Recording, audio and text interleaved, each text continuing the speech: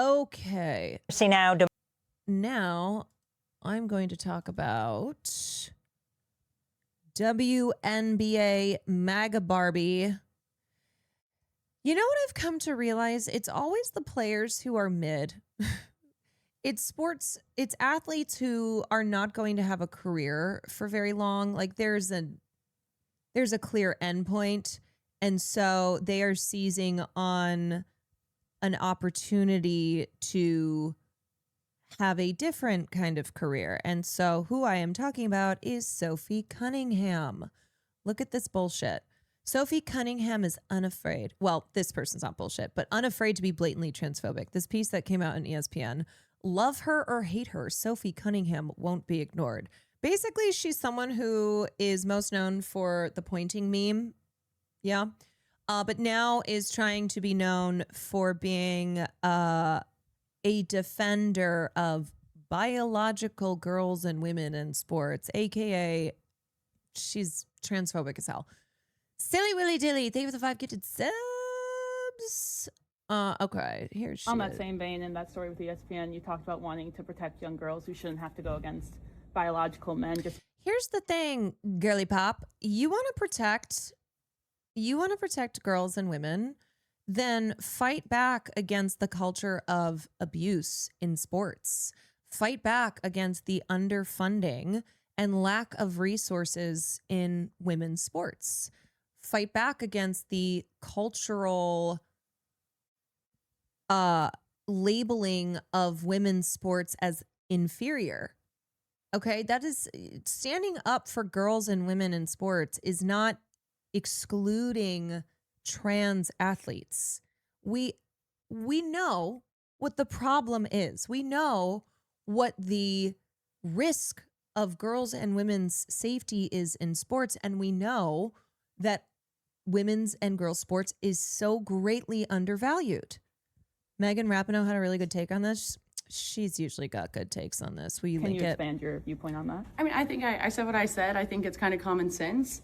And I think I'll always believe in that. I think it's really important to protect children. And that's little girls who are also involved in that category. And so I stand on what I said, and I always believe that. Yeah. Do you see your advocacy on that, like, taking any form going forward? You know, I don't know. I'm not a very political person, but I do have beliefs. I love that they always go, look, it's common sense. Okay, this is not politics. This is nonpartisan. This is just common sense safety. Common sense.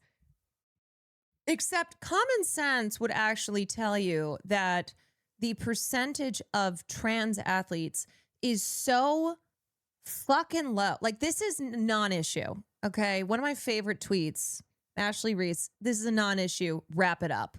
Wrap it the fuck up. This fake issue of transgender inclusion in sports. Let's wrap this up. Okay. It's time to pack it up. Yeah, I'm not political, just saying the most bigoted things. I have morals, and I'll always stand on those and be true to who I am. And I think people are going to take it how they want to take it, but I've never. Yes, I think that we should check the genitals of little kids to make sure that we are keeping kids safe. We should absolutely be checking genitals. We should be subjecting them to harassment and excluding children. Yeah, that's how we stand up for little girls. That's how we stand up for kids. Haven't really said anything about that. And so when it comes just to protecting. Also, okay, so if you don't know, people have used the term like MAGA Barbie for Sophie Cunningham, have said she's MAGA, and she's like, I'm not MAGA, except she follows so many right-wing organizations and individuals, and she is now doing the classic, I'm not a good enough athlete to actually make serious waves here and have a lengthy career, so now I'm going to start doing the Fox News grifter shit. I'm gonna pull a Riley Gaines, who of course Riley Gaines chimed in, was like, yes, this is how we do young girls in sport and women in sport. I feel very strongly about that. I think that's why you have Title IX. That's why you have some of the greats in women's sports. If Title IX and women's sports weren't protected, then you wouldn't hear about any type of women in sport. And so And here's the thing too. Okay. Trans people are less than 1% of the population. Trans athletes at all levels are an even tinier percentage. So what happens is here, when these trans exclusionary policies are being pushed and being implemented, and mind you, trans people and trans athletes have always existed. And yes, they are a very, very small percentage. The majority of people who this will harm, and of course this harms trans people, but the majority who it will harm are cis women or intersex folks, those who fall outside of these very narrow parameters for what a girl or who a woman is. The expectations that are set, which of course has a long history here in racial abuse, of how Black athletes who fall outside of the traditional standards and have been subjected to really vile scrutiny and discrimination. Cis women athletes with naturally high testosterone. Oh yeah, I mean, I remember Caster Semenya, who's a South African cisgender woman, and she was forced to undergo sex verification tests because of her appearance. So absolutely, there is the racialized element here. And she has naturally occurring high levels of testosterone, and she was required to take medication to suppress what is naturally occurring. Although these naturally occurring, genetic differences are praised when, say, it's Michael Phelps, who has the body type of like Aquaman, when he has the longest fucking wingspan, when he has a body that is his natural genetics being why he dominated men swimming for so long, and how he was praised for that. But somebody like Caster Semenya is forced to suppress her naturally occurring higher levels of T, and also other just racial abuse that she experienced. And then, of course, Aman Khalif, who is still being terrorized by turfs like J.K. Rowling. Messi took HRT. Yeah, I mean... I think in the future, it's just really... I'm tall as hell as a cis woman, and I get harassed about being a man like every few months. Yeah, so bear in mind that not only are these policies obviously harming trans people, but the majority of athletes, it's not even close, it's nearly 100% are cisgender. And so what happens then is these policies cause harm to cisgender athletes that fall outside of these very rigid white supremacist standards. Important to protect. Do you think, I guess along the line like that, it goes against perhaps Scale? Some people might say, hey, 47 for the trans community, this could be something that could come back on us or be targeted against us. Like, how do you, I guess, view that sort of critique? Like I said, I extend love, and do you? I don't do you dislike extend anyone. love? Like, I think there is room for absolutely everyone here, and I think there's yes, we talked about J.K. Rowling posting an upskirt photo. Yep. room to love everyone, and I truly think when you get people in the same room and you have conversations, you actually have a lot in common with a lot of people, and so I'm there to love. No, actually, you're not there to love. You don't get to say that you love everyone while pushing this unscientifically based transphobic bullshit, because that's what it is. It is not based in science. It's not, despite them saying it is. It's based in bigotry. It's based in exclusionary policies that pertain to upholding very rigid white supremacist, heteronormative standards in a conservative society. No hate like Christian love. But I'm also there to love biological women, and I think that there are rights that need to be protected. And like I said, I'm going to stand true to that. I'll never falter in my beliefs in that, but I have never once said I hated the trans community. Like I said, I think there's space for everyone. Sophie, what about Connecticut today? Tell us a little bit about the game. What are you thinking about? You know, it's like, you might just fucking be like, yeah, I'm a transphobe. Yeah, no, I do not like trans people. Because this fake shit, this, hey, I've never said that I have a problem with trans people. I'm all about love. I just need to protect biological women and girls. You don't get both. You can't have it both ways. You cannot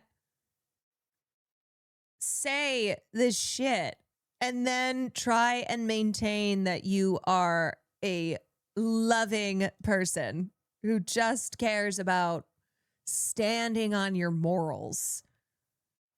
You're not protecting anyone. You're not doing anything except normalizing this bigotry and also showing that you clearly don't have anything else career-wise. So you're making your moves here. Blonde, white, blue-eyed, Fox will take you. Transphobe. Garden, Brittany, you know her so well. Yeah, I think it has been so fun. I played with BG for 6 years. Here is Rapinoe's take. Let's just pull back a little. At first it was like, well, nobody likes women's sports and nobody wants to watch it. Or there was, abuse happening and nobody seemed to care. Now all of a sudden we're going to use a Stephanie is girl now. Thank you for the raid. vulnerable group of people in the trans community to be like, oh, well, we're just protecting women's sports and we care so much about it. When the Heritage Foundation is now going to go after Title IX. So is it about reproductive rights or is it about just women's rights in general? We're seeing the rollback of Roe v. Wade. Marriage equality, I feel like, is getting put back on the table. That was settled law. And so all of these things, yes, they're going after trans people in sports and they're using this as a wedge issue because we love sports and, we don't want our little girls to be... We love women's sports so much, which is why we underfund them, which is why we pour so much more resources and attention and prioritization into men's sports. That's how much we love women's sports. Safe in sports, and it's like, unsafe from who? But okay. Oops. But now we're using this as an overarching thing when really what we're attacking women. We're saying, if you look like this as a woman, you can play. Yes. If you look like this as a woman, there's a bill in Washington happening right now that's going to require all girls, just full stop, to go through a sex test, an invasive, examining their genitals to see if they're a woman. Yeah. And that has not... That's how you keep little girls safe. Okay? That's how you keep kids safe, is to examine their genitals and tell them whether or not they are a boy or a girl based on the examination of said genitals and also their outward appearance. Yup. Worked out well historically for people to do we that. know what that means. Black girls... All this attention, you think Sophie is some star player. She comes off the bench and averages less than 10 points a game. She's literally just Caitlin Clark's sidekick. No, see, all this attention tells me she's not a star player. All this attention tells me that she is mid as fuck and is not going to have a long career. And that's why she's pulling a Riley Gaines. That's the path now. Oh, shit. Okay, my time is running out. So I guess I better start really pushing transphobic shit. Her time is limited, so she's hitting the grift. Girls are going to get questioned more, and they're going to get questioned first. Who's doing the examination? Who wants to subject themselves to Yeah, that? and so they're going to see a pullback. They don't like women in sports because it helps us with confidence and power, and we see so many women in the C-suite played elite level sports. It's just great for you physically and all of it, but it's an attack on women in society, and I think the tie between the Heritage Foundation now wanting to go after Title IX, it's just so blatant. Also, please understand that there are very carefully regulated standards for professional, competitive, even high school local sports. This idea that trans athletes just at any level, oop, here I go. No, absolutely fucking not. There are regulatory bodies and they are constantly like putting out what the guidelines are on how to regulate sports.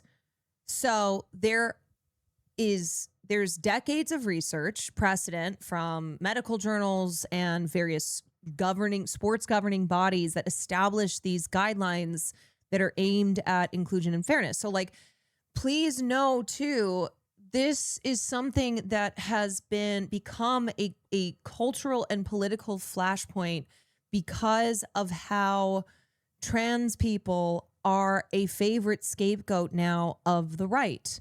Like, this is not suddenly new that trans people exist and also participate in aspects of life, which includes sports. Before it was the newest boogeyman of the right, this was handled on a sport by sport basis. Yes. So like, it is laughable to pretend as if there has been no regulation, there have been no guidelines, that there have been no, that there are not governing bodies that are specifically for the purpose of ensuring fairness in sports. Connect these dots. It's more Ew. than just a couple of trans kids in the entire country and a couple in each state being able to participate in some youth sports. Let's just like pull back a little. Fairness in sports, which sports being not just the whole idea of sports being that they aren't fair. It's so stupid. It's so fucking stupid. It was like, well, nobody likes women's sports and nobody wants to watch it. Or there was, Okay. Yeah. Shout out Megan Rapinoe. I said what I said. Girl, you look greasy. Okay. You look like a greasy transphobe. I said what I said. You are so corny and frankly, this shit is transparent as all hell. All right. We know what you're doing here. We know what you're doing here. You are a boring, mid as fuck athlete whose clock is ticking. And you are looking at your next opportunity. You're looking at, where does Sophie Cunningham, who people only know because of a meme of you that went viral, and now because you're doing transphobic shit. That's why people know you. So have fun on Fox News, I guess. Have fun on Fox News talking about how you are all about love. Cheryl Reeve on the trans sports ban from her perspective of being a leader in women's sports. Yeah, of course it weighs on me. The attack that trans people, the attacks they've gone through for the last. And just more broadly, have policies that restrict trans people from living their lives, has that made your life better? Truly. How has your life improved in any way by restricting the rights of trans people? It hasn't. It has not. And if you think it has, you're fucking stupid. And you are exactly why this is such a flashpoint, because right-wingers, also some liberals, have convinced you that this is a major issue in our society, and one that if we eradicate said issue, that your life will improve, that our society will get better. And it's not. It won't. I always say this to people, like, how does this impact you directly in any way if this were happening at all? How does this impact you? How does it make your life better to to be in support of these beliefs and these policies that are targeting people even more vulnerable than you. Yeah, now my daughter, who doesn't even play sports, will never have to play with a trans. I'm not sure why we give this attention. This is what I mean by, like, this is a non-issue. Trans athletes in sports, non-issue. And instead, issues are being created from here. Issues being created that are a result of these trans exclusionary policies. Holy shit. I don't know. I mean, the current administration, for sure, it seems like it's gotten really way more aggressive. You know, it's sort of sickening when you think about the issue. But it's like we have to talk about this because it is such it's such bread and butter in our fuck ass society. And unfortunately, transphobia is a form of bigotry that is so normalized even in liberal spaces and with liberal institutions, and trans people are a frequent scapegoat and target of the most vile political figures and groups because they see what a cultural winning point it is to blame so much on the trans community, and therefore convince people that this is where we need to have our attention and where we need to be passing policies to restrict trans lives and liberties. None of these people watch the WNBA. No, nobody watches women's sports.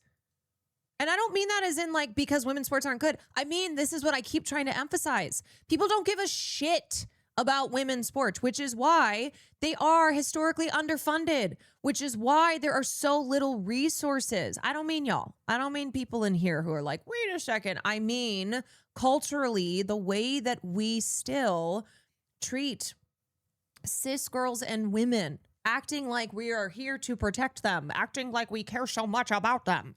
Oh, we care so much about their rights. No, we fucking don't. Oh my God. And these policies harm cis girls and women. Oh my God. I didn't even realize you were here the whole time. Have you been here the whole time? What are you doing? What are you doing? Okay. I don't know. Oh, he's being weird. He's being weird. Issues that they're trying to tackle that there's really not issues. The number of transgender athletes that they're making now laws for and creating a problem to get elected. And so for... I mean, hello, we just saw an example of this with the Olympics when the men and women's hockey teams won gold, and how all the emphasis was on the men's team winning. Of how Donald Trump called the fucking men's hockey team, was like, I guess we'll have to invite the women. Yeah, no. And they all laughed. And they all laughed because they view women and women's sports as a joke. They view it as inferior. Who gives a shit about women doing anything? It's always going to be less. You know, to give them credit that they found something that resonated with their group. What I'm hopeful for is that people have gotten themselves more educated and they understand that that's actually not a problem. That's not an issue. It's not. It's a non-issue. And together, I think that where you do have maybe some challenges with regard to biological perceived strengths. Do you know the funny thing is that nobody ever wants to talk about the disadvantages that trans athletes can face in competing against cisgender athletes. It's always like the focus on, especially, because they frame it as men in women's sports and men being naturally superior in all ways. It's not fair.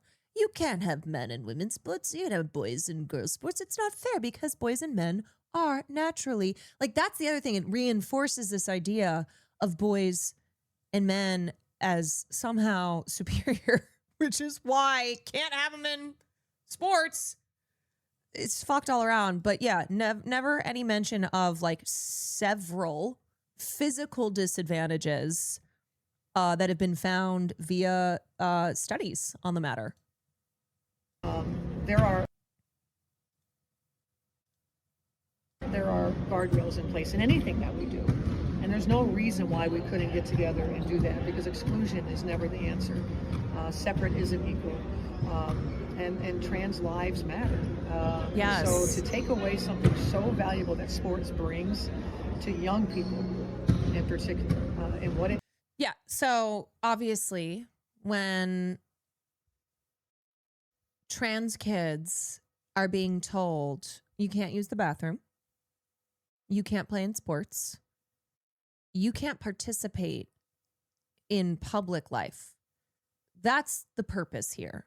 It is to force trans people into, which includes trans kids, into hiding, into not being participating members in society, because they know trans people have always existed. The problem is now the problem is that, oh, they're much more visible. There's much more like openness, attempts for inclusion, education. And they're like, no, we can't have that. We can't have that. Ideally, they would force children and adults to, of course, not be allowed to be who they are. Like they are wanting to restrict their ability to live an authentic identity, but it's the focus on like the excluding from society. Does, you know, as I have a youngster, and encourage them to be a part of a team and what it gives you in the way of, you know, whether it's teamwork, leadership, you know, competitive, all the things, you know, they have every right to that as well. Yeah. Do you know what is so funny? I pulled this up, this Democracy Now! Segment, and it's Chase, our friend Chase again. And by our friend, I mean friend of Matt Bernstein, but also friend of ours, and also someone who I just discovered from watching that CNN segment of cyclosporiasis, where Chase was talking about how he got the parasite. And now I swear I'm seeing him in everything. DemocracyNow.org. I'm Amy Goodman. In another major Supreme Court decision, justices ruled states we know about Chase's diarrhea. We're close. And prohibit transgender student athletes from competing in women's and girls' sports, upholding bans in Idaho and West Virginia. Justices ruled unanimously the state bans don't violate Title IX, the federal law against sex discrimination in education. They split 6-3 over whether the trans athlete bans are unconstitutional, with the conservative majority finding they do not run afoul of the 14th Amendment's Equal Protection Clause. The ruling was lauded by Supreme Court.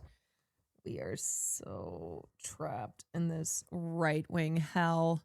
President Trump, who said on social media, big win.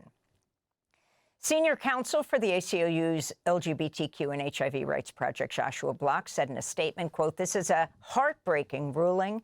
The reality is that I need people to understand that there are so many issues that we are facing, very serious issues. And it feels like the noose is tightening.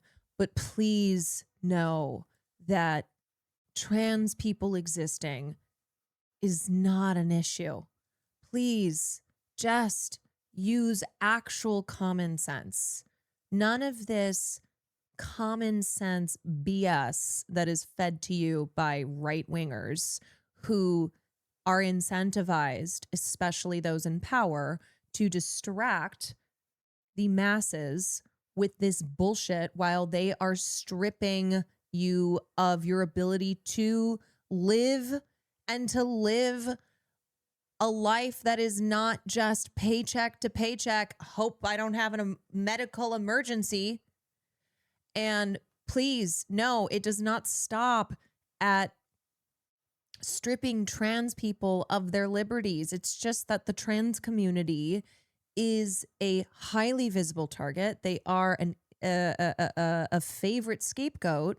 And because transphobia is prevalent across the political spectrum, they do not have a lot of defenses. So please use common sense. Understand that a trans person has that's not an effect on your life. Okay.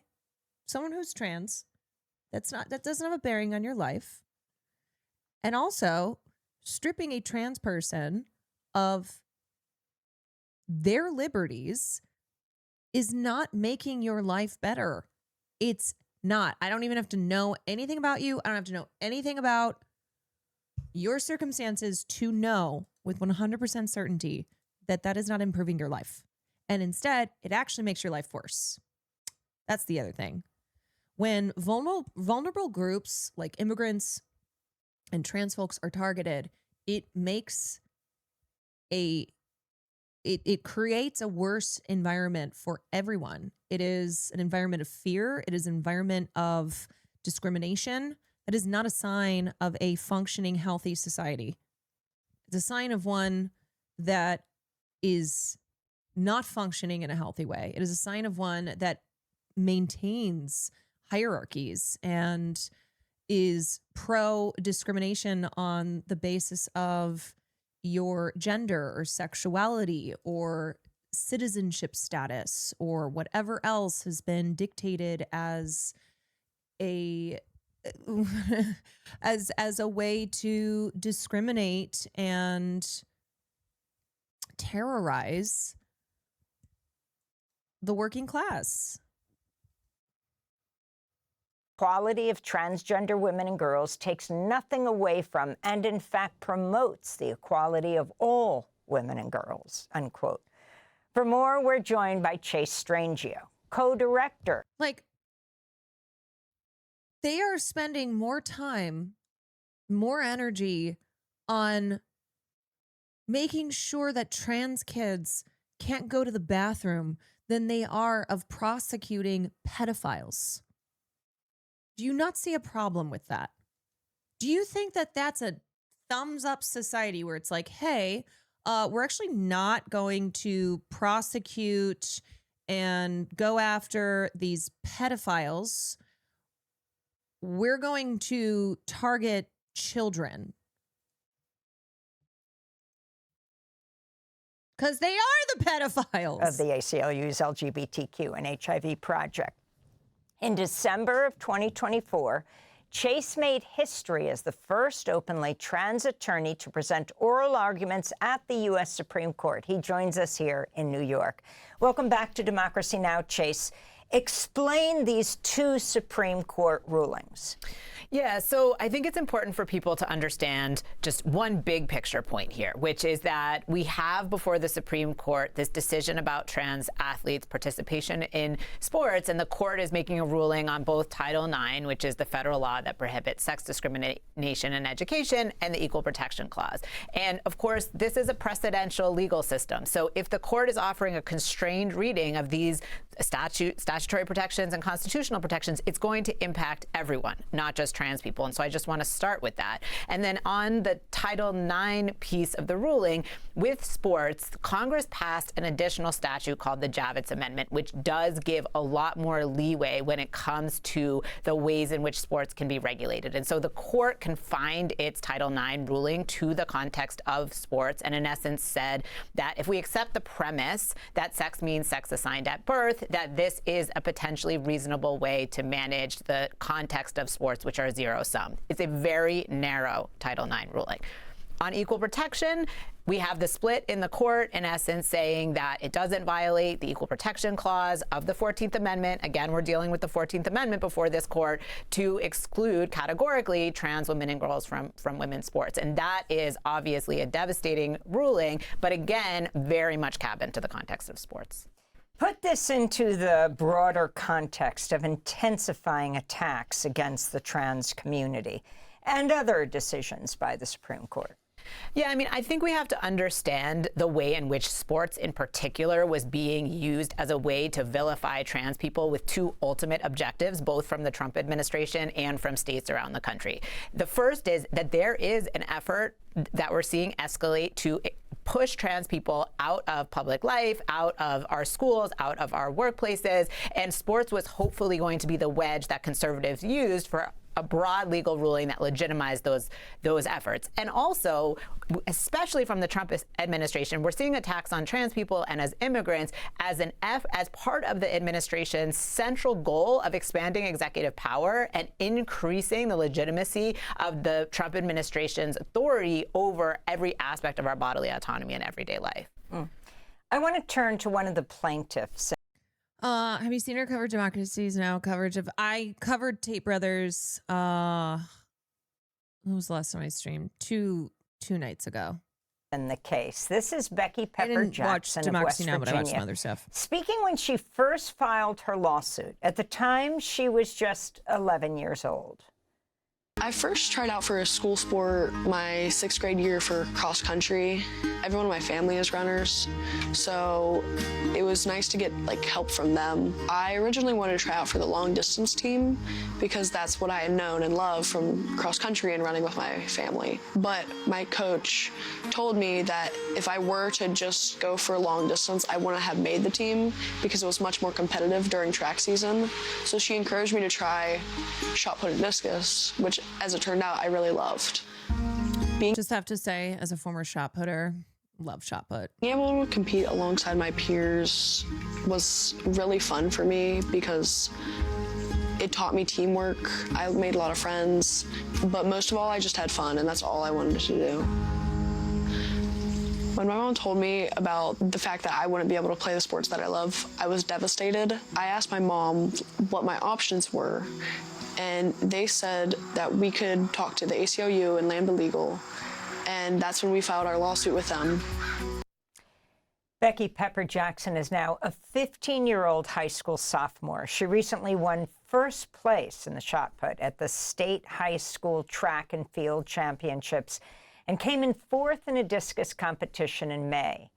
The state governor criticized her win, writing on social media, quote, "The state track and field championship confirms..." Also, it's important to understand that these trans exclusionary policies hurt all trans people. Often right-wingers, Trump, they will emphasize like specifically women's sports because they also view the false claim. They view like talking about women's rights and keeping women safe, keeping girls and women safe as something that is that is like an easy way to seem as if they are on the morally correct side here, right? Protecting women. Of course, it feeds into the a patriarchal system that is like, we need to protect women and girls, and then they fucking don't. But these trans exclusionary policies harm all trans people. And if you just even think about it too, the experience for, say, trans boys and men in spaces with really dangerous cisgender men, like that's a terrifying thought for me as a cisgender woman who would not be using spaces with cisgender men, but thinking about that kind of specific challenge that trans boys and men who also don't conform to a narrow set of masculine standards, right? If they're not manly looking enough, and just the specific challenges from that. Fundamental unfairness of letting boys compete in girls' sports, unquote. So yeah, wasn't going to bring up trans men because trans women face the brunt of this issue in the public eye, but chatters can't fucking help themselves with transphobia against.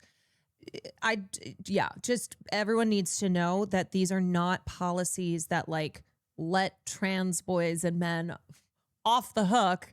It's not as if, oh, these are only affecting these policies and this agenda only is affecting trans girls and women. It's just that often that's who in the public eye, and as cited by people like J.K. Rowling and transphobic politicians, will emphasize like women's safety.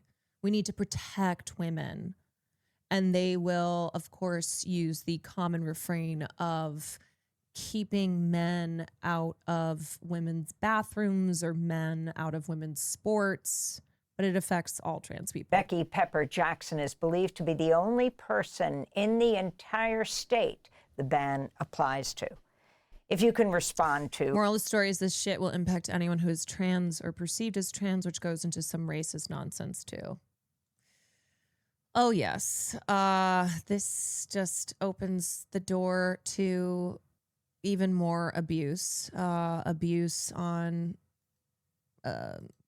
abuse that is racialized abuse. Abuse that is already existing, but just makes it legal. Who Becky is and the significance of this, and this issue of the focus on going after trans athletes. I heard Illinois Governor Pritzker yesterday saying about the Supreme Court ruling, we have 3 trans athletes that this affects of over 100,000 athletes. Non-issue. Yeah, we're talking about an incredibly small number of athletes. There is Becky in West Virginia, and there's 1 athlete in Idaho. So that's 2 people. And again, Becky was 11 years old when she filed her lawsuit. She transitioned before she ever went through puberty. In 2021, when that lawsuit was filed, the rhetoric was very much about this so-called unfairness was about going through an endogenous typical male puberty. Well, guess what? Becky never went through that puberty. Becky has all the typical characteristics of someone assigned female at birth, and she was terrible at running. She could not make the team and was told, you should become a thrower. She works hard. Every single day, and here she is being demonized just for trying to participate with her friends. And as we wrap up, can you talk about the other Sad athlete, history, thank you to 31 months. Lindsay Hickox in Idaho? Lindsay Hickox also, she wanted to play on a club intramural team in college. We're talking about the least competitive context you could imagine, and she just wanted to be a part of her collegiate experience. Yeah. Getting dunked on by your lawyer, but for good reasons. He's like, look, she was so slow. There were no biological advantages she had. She sucked at running, but discovered that there were other things that she could do, and now is being told she can't participate at all. He and Lindsay just wanted to be part of teams, and here we are demonizing them when we have serious problems in this country. So where do you go from here, Chase, with your work? We continue to fight. Look, these are devastating rulings from the Supreme Court, both this term and last term, and yet in the lower courts, we're still achieving important victories that are delaying some of the most egregious harms from the Trump administration's attack on trans people. So in and out of the courtroom, we keep fighting, but we need people to understand that their freedom is bound up in ours. These rulings will affect them too. And so if we aren't mobilizing together, then we're going to get these constrained interpretations of our civil rights protections, and ultimately that's going to serve the Trump administration's objectives to ultimately make all of our lives more constrained and less free. Anyone who does not conform to the ideal has got to go. That's what it is. So if you are transgender, if you are cisgender, but you are not conforming to a very strict white supremacist heteronormative ideal, gotta go. If you are any individual whose differences are perceived by a right-wing political culture as a problem, as falling outside of what is allowed, then gotta go.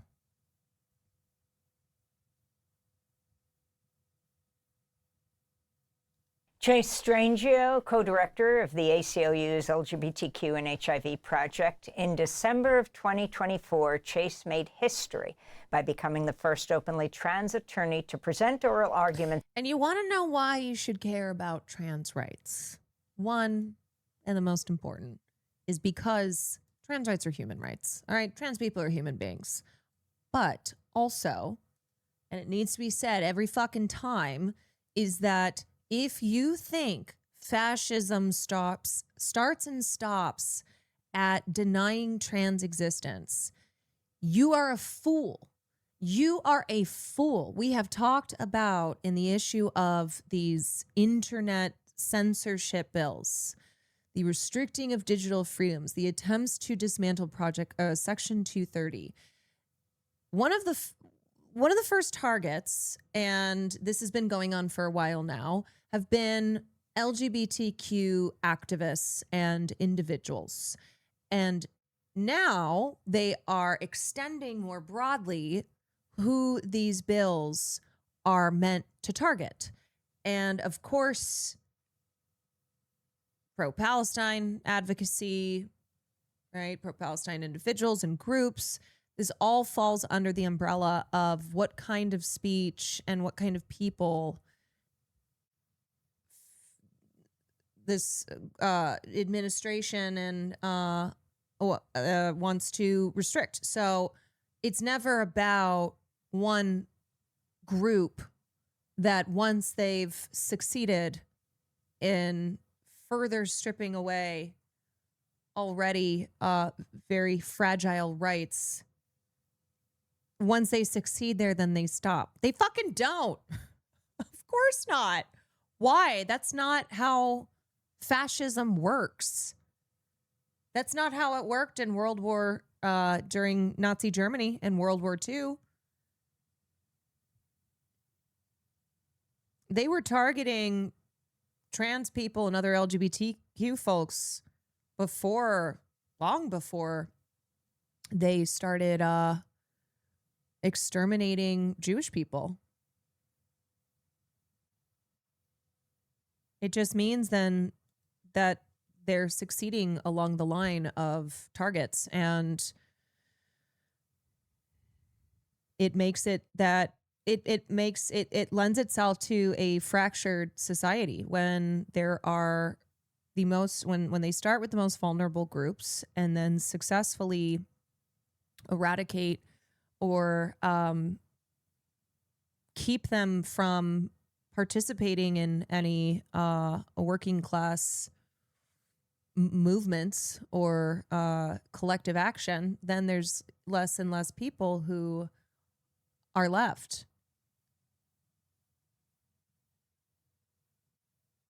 It's at the U.S. Supreme Court for United States versus Scrutiny. Thanks for watching Democracy.